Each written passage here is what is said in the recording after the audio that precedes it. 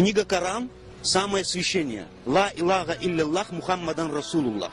Это говорится, что я признаю, что Мухаммад – посланник Аллаха, и Бог для нас всех, Он един. И некоторые структуры, которые, может быть, мне не нравится в данный момент, что ни один губернатор не сможет остановить то, что, наоборот, этот губернатор только ужесточит эту проблему.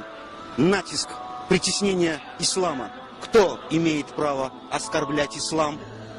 Никто не имеет права. Даже в присутствии в сегодняшнем и в данный момент оскорбления я присутствую.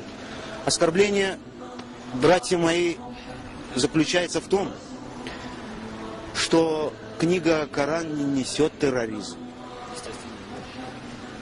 Книга Коран несет любовь, процветание, понимание Всевышнего Творца.